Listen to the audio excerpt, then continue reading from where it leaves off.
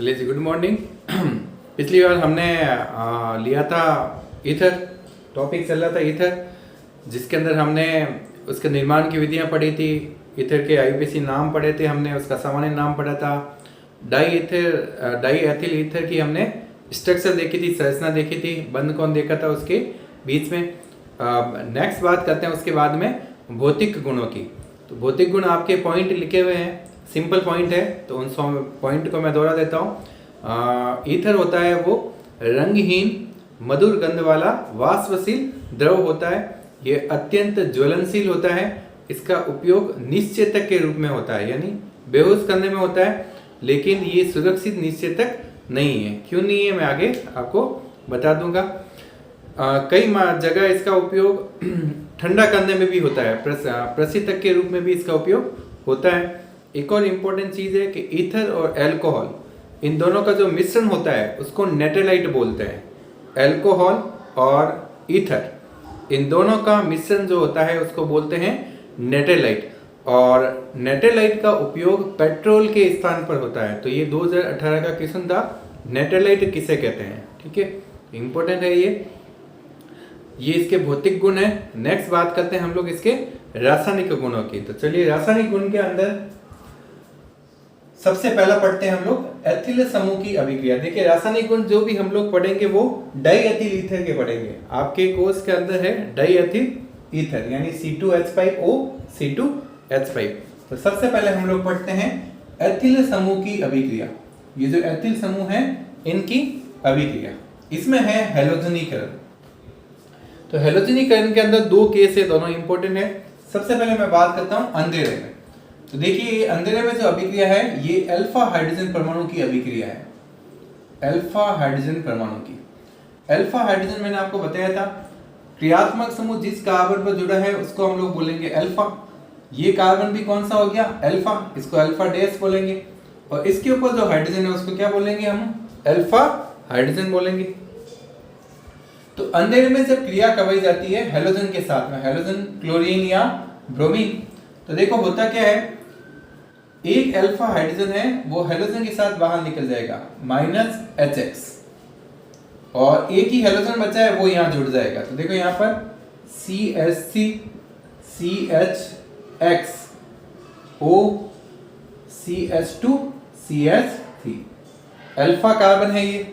इसी प्रकार आगे और अभिक्रिया होगी, और हैलोजन ले लिया, वापस यहां से HX बाहर जाएगा, अब यहां से जाएगा एक H जाएगा, यहां से एक X जाएगा, ये हो जाएगा CH3 CHX O CHX CH3। इसको हम लोग बोलेंगे अल्फा। ये है अल्फा, और ये क्या है? Alpha dash. Alpha alpha dash die hello ether, ये इसका नाम हो जाएगा। Alpha alpha dash die hello ether, ये इसका नाम हो गया। अगर क्लोरीन लेंगे तो क्लोरीन आ जाएगा, अगर ब्रोमीन लेंगे तो यहाँ पर ब्रोमीन हो जाएगा। नाम क्या हो जाएगा? Alpha alpha dash die chloro ether या डाई ब्रोमो ईथर। सिंपल सी चीज है। तो जब अंधेरे में क्रिया करवाई जाती है तो ये उत्पाद यहाँ पर प्राप्त होता है। अब बात करते हैं यहाँ पर सूर्य के प्रकाश में। ये बहुत ज्यादा इंपॉर्टेंट है, सूर्य के प्रकाश में। तो देखिए यहाँ पर डाई एथिल ईथर, इसकी अभिक्रिया करवाई सूर्य के प्रकाश में। 10 क्लोरीन के अणु लिए हैं, हैलोजन लिया है, यहाँ पर भी वहां पर भी हैलोजन लिया था, लेकिन यहाँ बहुत अधिक मात्रा में हैलोजन काम आता है। तो देखो हैलोजन क्या होता है? प्रत्येक कार्बन पे जुड़ जाएगा। हाइड्रोजन यहाँ से हटेगा, हैलोजन लग जाएगा, हाइड्रोजन यहाँ से हटेगा, हैलोजन लग जाएगा, हाइड्रोजन यहाँ से हटेगा, हैलोजन लग जाएगा, हाइड्रोजन यहाँ से हटेगा, हैलोजन लग जाएगा। कितने हाइड्रोजन हट गए? 3 2 5 और 5 इधर, 10 हाइड्रोजन। 10 हाइड्रोजन 10 Cl के साथ में क्या बना देंगे? 10 HCl। टोटल Cl कितने हैं? 20। तो बाकी 10 तो यहाँ जुड़ गए और 10 HCl के रूप में बाहर निकल गए। इसको बोलते हैं पर क्लोरो ईथर, पर क्लोरो ईथर, ये इसका नाम होता है, पर क्लोरो ईथर। तो ये देखिए दो प्रकार के केस है, एक तो अंधेरे के अंदर है, एक सूर्य के प्रकाश की उपस्थिति में। तो सूर्य के प्रकाश की उपस्थिति में अभिक्रिया विस्फोट के ढंग से होती है, बहुत तेजी से होती है। सारे के सारे हाइड्रोजन, चाहे वो अल्फा हो चाहे बीटा हो, उनका प्रतिस्थापन हैलोजन के द्वारा हो जाता है। लेकिन यहाँ पर ऐसा नहीं था, यहाँ पर केवल अल्फा हाइड्रोजन का प्रतिस्थापन किससे होता है? हैलोजन से होता है। नोट कर दीजिए ये।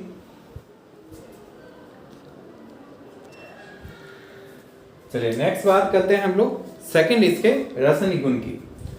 ऑक्सीजन परमाणु पर एकांकी इलेक्ट्रॉन युग्म की अभिक्रिया। देखिए डाईएथिल ईथर के अंदर ऑक्सीजन परमाणु के ऊपर लॉन पेयर होता है, लॉन पेयर होता है। इसका मतलब ये किसकी तरह व्यवहार करेगा? C2H5O C2H5 एकांकी इलेक्ट्रॉन युग्म है, यानी ये इलेक्ट्रॉन दे सकता है, यानी ये किसकी तरह व्यवहार करेगा? लुईस सार की तरह व्यवहार करेगा। तो देखिए जब डाईएथिल ईथर की क्रिया वायुमंडलीय ऑक्सीजन या ओजोन से करवाई जाती है तो क्रिया एक्चुअली में होती है नवजात ऑक्सीजन से। ऑक्सीजन सहजी कोश में कितने इलेक्ट्रॉन होंगे? 6 इलेक्ट्रॉन। वायुमंडलीय ऑक्सीजन या ओजोन से जब क्रिया करवाई जाती है डाईएथिल ईथर की, नवजात ऑक्सीजन बनता है वहां पर। तो ये नवजात ऑक्सीजन इससे क्रिया करता है। तो देखिए इसके पास में इसका अष्टक कोण नहीं है, 6 इलेक्ट्रॉन है। तो ये व्यवहार किसकी तरह करेगा? लुईस अम्ल की तरह, जो एकांकी इलेक्ट्रॉन युग्म को ग्रहण करेगा। और इसके पास में एक्स्ट्रा इलेक्ट्रॉन है तो ये इलेक्ट्रॉन दान करेगा। बंध कौन सा बनेगा? उप सहसंयोजक बंध C2H5O। ये इस प्रकार का, ठीक है। डाईएथिल ईथर पेरोक्साइड, इसका नाम हो जाएगा डाईएथिल ईथर पेरोक्साइड। सिंपल चीज है, कोई हार्ड चीज नहीं है। नवजात ऑक्सीजन है जिसके पास में इसका अष्टक कोण नहीं है तो ये लुईस अम्ल की तरह व्यवहार करेगा, ये लुईस सार की तरह, ये अपने इलेक्ट्रॉन इसको दान कर देगा। बॉन्ड कौन सा बन जाएगा?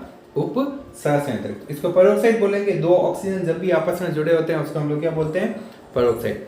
इससे भी ज्यादा इंपॉर्टेंट, बहुत ज्यादा इंपॉर्टेंट, यदि डाईएथिल ईथर को लंबे समय तक सूर्य के प्रकाश की उपस्थिति में वायुमंडलीय ऑक्सीजन में रखा जाए लंबे समय तक, तो देखिए यहाँ पर CH3 CH2O CH2 CH3 लंबे समय तक वायुमंडलीय ऑक्सीजन की उपस्थिति में रखा जाए तो किसका निर्माण होता है? सबसे पहले मैं स्ट्रक्चर बताता हूं।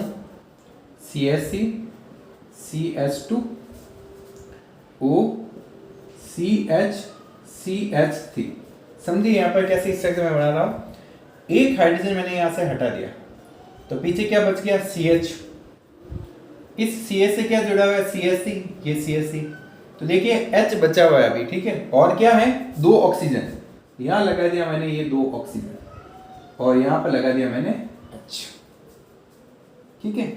H यहां से निकाला और सबसे लास्ट में लगा दिया और ये 2 ऑक्सीजन यहां लगा दिया, ठीक है। इसका नाम हो जाएगा, देखिए काउंट करते हैं 1 2, तो नाम होगा 1 एथॉक्सी। एथॉक्सी समूह है, इस समूह को हम लोग बोलेंगे एथिल।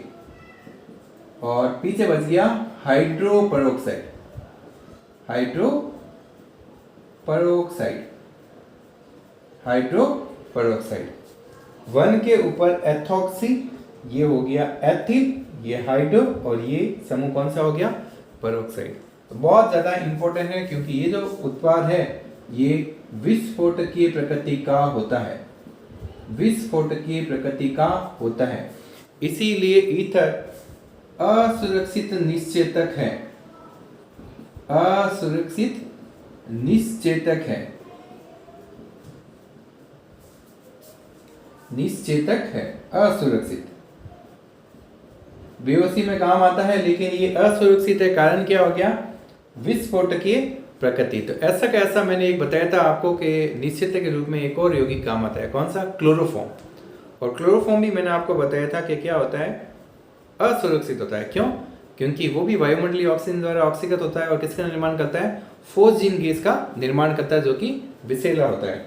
तो ये दोनों ही क्या होते हैं? असुरक्षित निश्चेतक होते हैं। सुरक्षित निश्चेतक होता है हेलोथेन, CF3CH Br Cl, इसको हम लोग बोलते हैं हेलोथेन।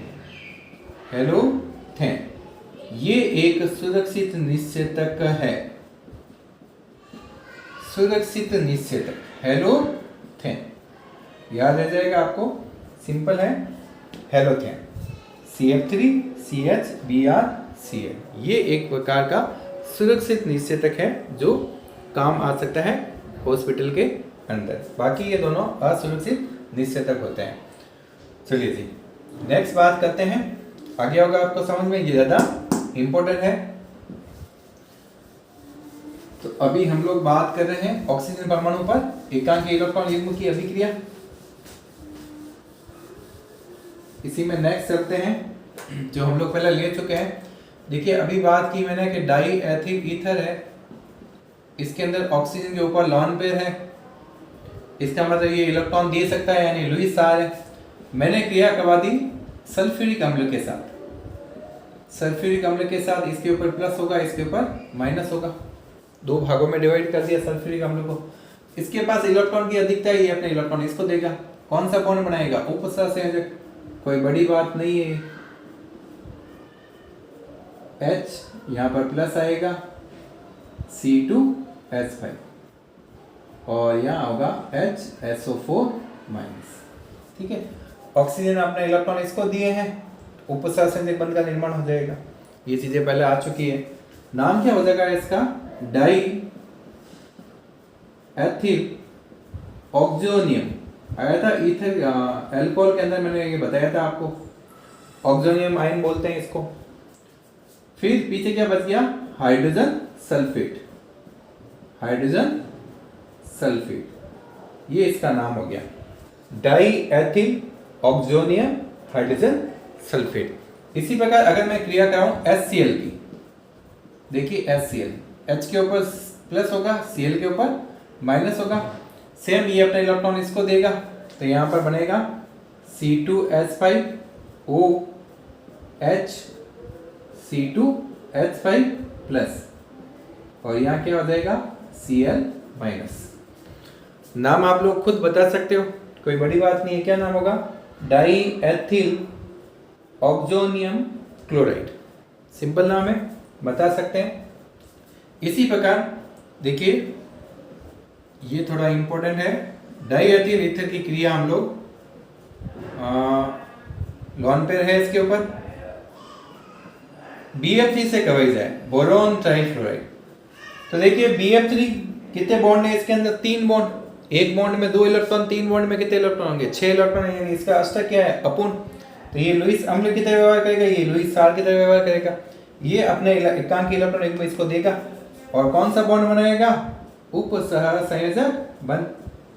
तो ये कोई बड़ी बात नहीं है, काफी टाइम से हम लोग पढ़ते आ रहे हैं इसको। ये इस प्रकार की संरचना का निर्माण होगा। ऑक्सीजन अपने इलेक्ट्रॉन इसको दे दिए, प्लस और माइनस लगा सकते हो, कोई दिक्कत वाली बात नहीं है। इसका नाम देखते हैं यहाँ पर, तो देखिए नाम होता है बोरोन ट्राई फ्लोराइड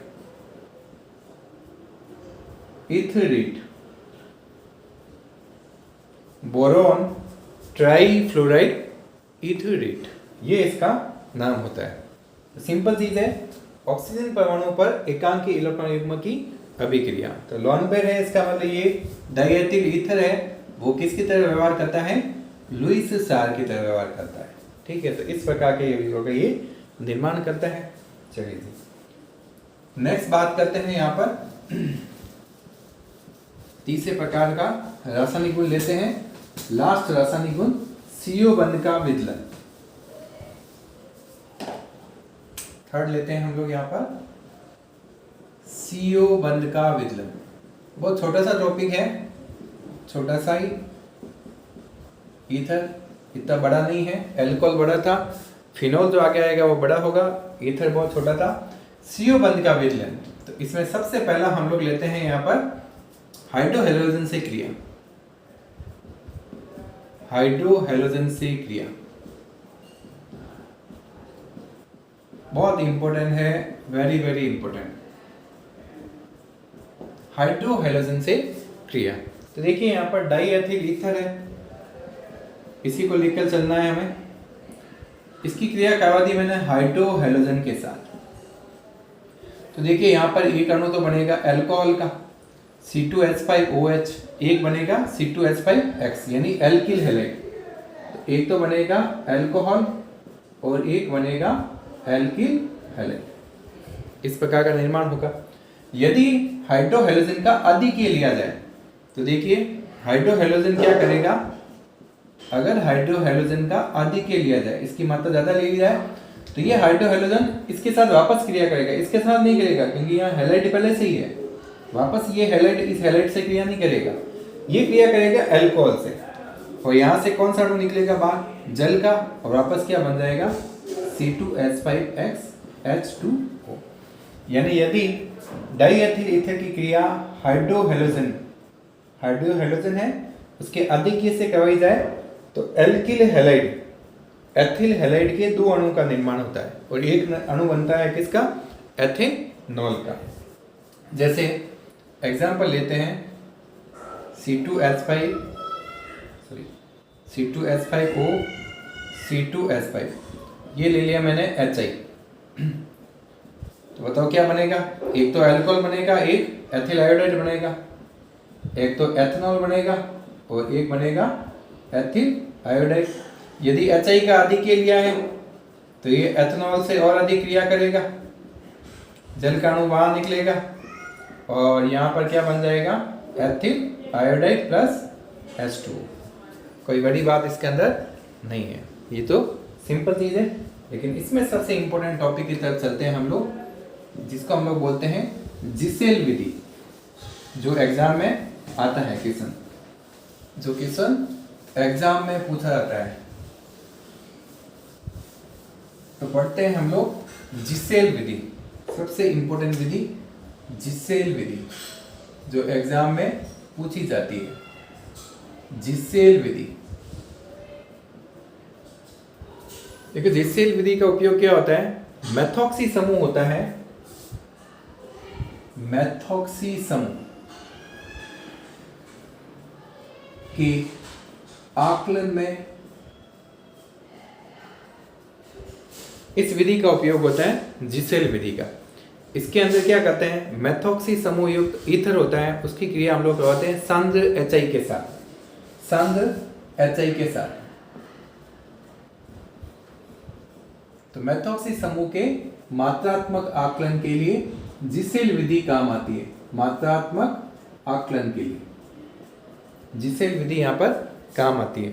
तो देखिए इसमें बहुत इंपॉर्टेंट चीज है, बहुत सिंपल चीज है, क्या है समझिएगा। यहाँ पर सबसे पहला पॉइंट ये लिया मैंने, यहाँ पर कोई ईथर लिया मैंने CH2CH3, एग्जाम में ये क्वेश्चन आएगा, लिखा होगा सांद्र HI, सांद्र HI। आपसे पूछा जाएगा कि उत्पाद क्या होगा, ठीक है।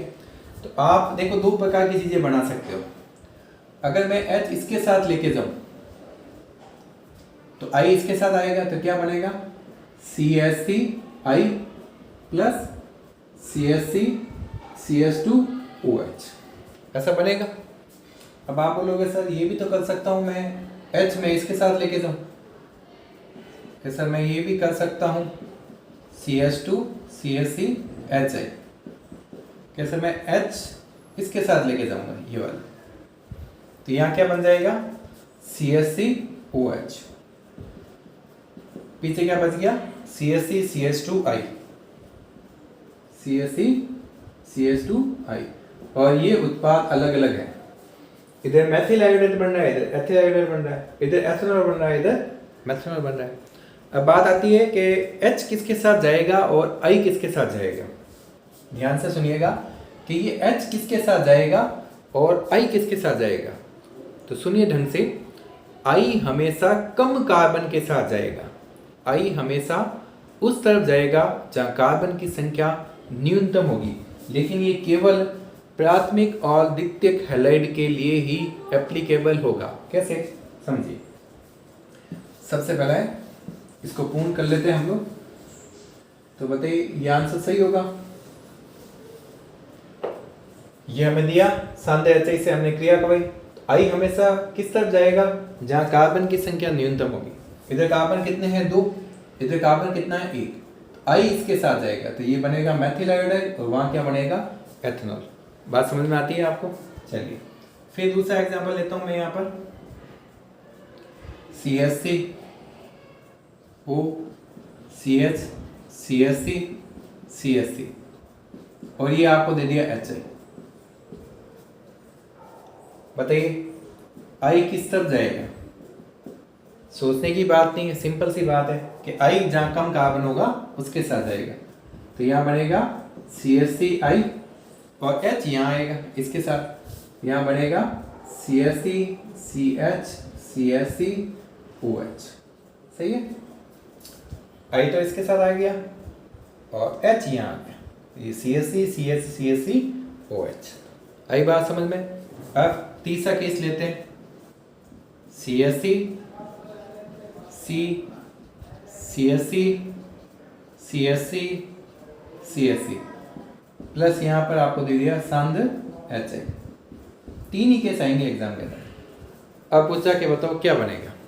अब आप फटाफट दिमाग लगाओगे, आप कहोगे कि आई जाएगा कम कार्बन के साथ, यानी आई यहाँ जाएगा और H यहाँ जाएगा। बस यहाँ पर ध्यान रखना है, यहाँ पर थोड़ा सा रुकना है और ढंग से देखना है। तो ढंग से सुन लिएगा, यहाँ पर इसमें मेथॉक्सी समूह है, इसमें भी मेथॉक्सी समूह है, इसमें भी मेथॉक्सी समूह है। मेथॉक्सी तो कॉमन चीज होगी, ठीक है, इसको हटाओ। बताइए ये कार्बन कौन से डिग्री का है, 1 डिग्री का मेरे हिसाब से। क्रियात्मक समूह जिस कार्बन पर जुड़ा है वो कार्बन कितने कार्बन से जुड़ा है, 1, यानी ये 1 डिग्री का ईथर हो गया, इसको मैं प्राथमिक ईथर बोलूंगा। बताइए ये कार्बन कौन से डिग्री का है, 2 डिग्री का होगा कि नहीं। ये कार्बन कितने कार्बन से जुड़ा है, 2। बताइए ये कार्बन कौन से डिग्री का हो गया, 3 डिग्री का। कौन से डिग्री का हो गया, 3 डिग्री का कार्बन हो गया। अब ध्यान से सुन लिएगा कि एग्जाम में करना क्या है। 1 डिग्री का होगा तो नियम वही काम करेगा कि जहाँ पर कम कार्बन होगा वहाँ पर आई लेके जाना है।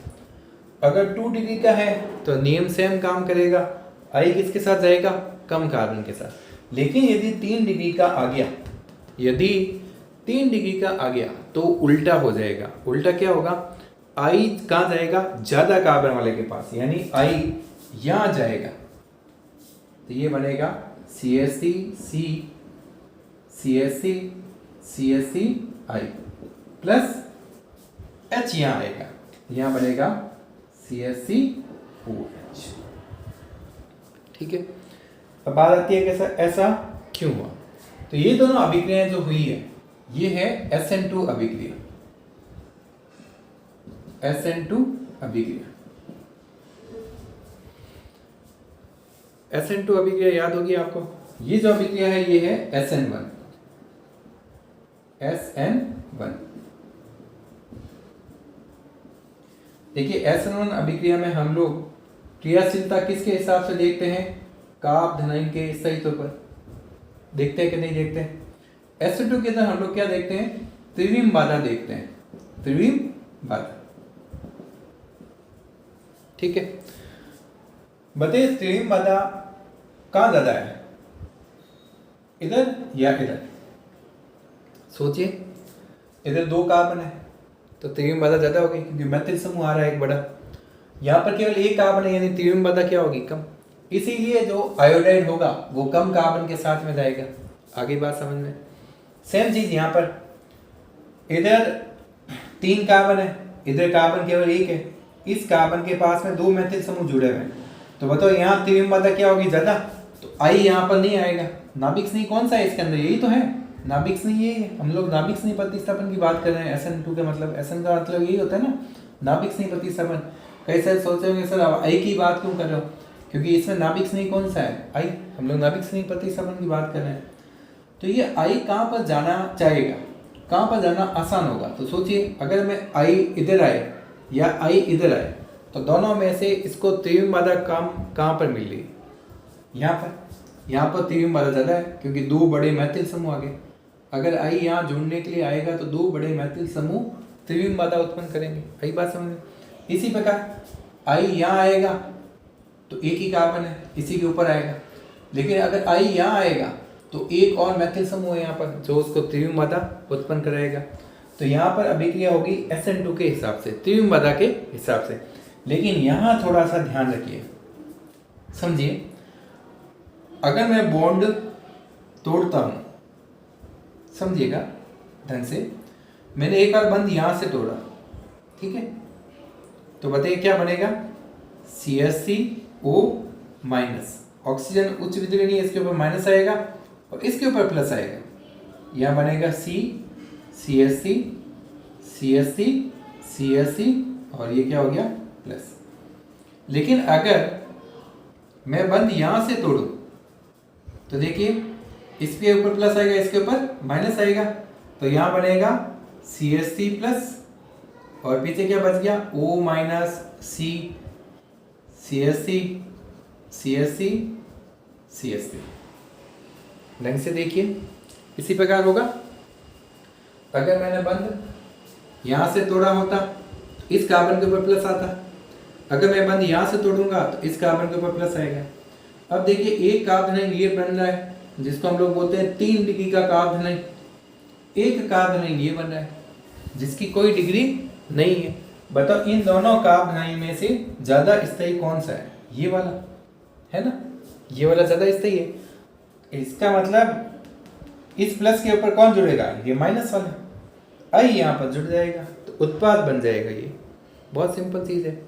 तो ये जो अभिक्रिया हुई है ये हुई है SN1 अभिक्रिया कार्बोनाइल के स्थायी पर, क्योंकि 3 डिग्री का यहाँ पर कार्बोनाइल बन रहा है जो क्या होगा ज्यादा स्थायी होगा, जबकि यहाँ पर ऐसा नहीं है। इन दोनों के अंदर हमें किसके आधार पर देखना है, त्रिविम बाधा के आधार पर देखना है। तो सिंपल सी बात है, ज़्यादा कोई दिमाग इसमें लगाना है नहीं। बस आपको एग्जाम में ये ध्यान रखना है कि आई किसके साथ जाएगा। अगर प्राथमिक है और द्वितीयक है, कार्बन प्राथमिक और द्वितीयक है, आई हमेशा कम कार्बन के साथ भेजना है। यदि तृतीयक है तो ये ध्यान रखना है कि आई हमेशा ज़्यादा कार्बन के साथ में जाएगा। आती है बात आपको समझ में? चलिए इसको हम लोग बोलते हैं जिसेल विधि। तो कुछ क्वेश्चन देता हूं मैं आपको NCERT के, आपको सोल्व करके भेजना है। जिसेल विधि का कॉन्सेप्ट है, आपको बताना है कि कौन क्या बनाएगा उत्पाद। चलिए जी, ये CH3 प्लस HI, तो आपको इसका उत्पाद लिखकर भेजना है कि इसका उत्पाद क्या बनेगा, I कहाँ पर जुड़ेगा और H कहाँ पर जुड़ेगा। चलिए और देता हूँ किसान CH2O CH3, दोनों में मेथॉक्सी है HI। ये दोनों आपको सोल्व करके भेजने हैं कि यहाँ पर I कहाँ जाएगा और H कहाँ जाएगा, नोट कर दीजिए। चलिए नोट कर दिया। तो सबसे फर्स्ट हमने पढ़ा CO बंध का विरलन। नेक्स्ट हम लोग कल के टॉपिक में पढ़ेंगे वेडनेसडे को। टेस्ट हुआ था, टेस्ट बहुत कम बच्चों ने दिया, तो वेरी गुड। आप लोग नहीं पढ़ना चाहते हैं तो आपकी इच्छा है, जिनको पढ़ना है वो पढ़ रहे हैं, लगातार पढ़ रहे हैं, अच्छे से पढ़ाई कर रहे हैं। जो नहीं पढ़ रहे हैं, जो आराम से अभी तक सो रहे हैं, पता नहीं किसके भरोसे क्या सोच के बैठे हैं, तो आप लोग भले रेस्ट कीजिए, कोई दिक्कत वाला काम नहीं है। जिनको पढ़ना होगा वो पढ़ाई करेगा। स्कूलें कभी भी खुले कोई फ़र्क नहीं पड़ेगा। अगर आप ये सोचते हो कि स्कूल अगर अगस्त में खुली, सितंबर में खुली तो हमारा कोर्स कम हो जाएगा, तो ये ध्यान रखना कि केमिस्ट्री आधी नहीं हो जाएगी, कोई चैप्टर नहीं कटेगा। कोर्स कम होने का मतलब कोई टॉपिक कम हो जाएगा। तो ये जो चैप्टर मैं पढ़ा रहा हूँ, जो मैंने 2 चैप्टर पढ़ाए हैं, ये दूसरा चैप्टर पढ़ा रहा हूँ, ये दोनों बहुत इंपॉर्टेंट है। तो ये पॉसिबल ही नहीं है कि ये चैप्टर हट जाएंगे। ये चैप्टर 100% होंगे। इनमें से टॉपिक भी मुश्किल है कि यहाँ से कम करेंगे। जो इम्पोर्टेंट टॉपिक चैप्टर नहीं है उनमें से कुछ कम कर सकते हैं, इनमें से कम नहीं होगा। ये भी कब होगा, अगर सितंबर में जाकर स्कूलें खुलती है ना। तो अभी ऐसा कुछ है नहीं, अभी पता नहीं है कि स्कूलें कब खुलेगी। हो सकता है जुलाई में, मिड जुलाई में खुल जाए या अगस्त में पहले वीक में खुल जाए। तो ज़्यादा फ़र्क कॉल्स के ऊपर नहीं पड़ेगा। तो ये मत सोचना आप लोग के कॉल्स है ना बहुत ज़्यादा कम हो जाएगा और आराम से हम लोग पढ़ लेंगे, ये तो सर फालतू में पढ़वा रहे हैं, ये आएगा नहीं हमारा, ये कट जाएगा, ऐसी सोच के साथ मत पढ़िएगा। पॉजिटिव लेके पढ़िएगा क्योंकि ये चीज़ें आपके आगे तो काम आएगी। चलिए 12th में कट जाएगी या कुछ भी हो जाएगा, अभी कुछ नहीं बोल सकते, लेकिन आगे तो काम आएगी ना। तो आगे के लिए तो कम से कम पढ़े हो, ये तो ध्यान रखो। टेस्ट बहुत सिंपल चीज़ है, देता हूँ टेस्ट के अंदर, और राजस्थान बोर्ड में सिंपल ही आता है, फिर भी आप लोग टेस्ट देते नहीं हो। आप केवल आधा 1 घंटा पढ़ो तो भी आप टेस्ट की तैयारी कर सकते हो, इतना कोई हार्ड होता नहीं है टेस्ट जो भी मैं लेता हूँ। फिर भी कुछ स्टूडेंट अच्छे से पढ़ाई कर रहे हैं, कंटिन्यू पढ़ाई कर रहे हैं। जिनको अच्छे से पढ़ाई करनी है, जिनका ध्यान पढ़ाई के ऊपर है, वो अपने लगातार पढ़ाई किए जा रहे हैं। और वीडियो तो मैं सबके लिए बना रहा हूँ, मेहनत कर रहा हूँ इतनी, इसलिए ताकि सबको फ़ायदा हो, लेकिन फ़ायदा बहुत कम बच्चे उठा रहे हैं। कई सारे ने साइड में रख दिया होगा कि चलो आराम करते हैं, पता नहीं कब क्या होगा।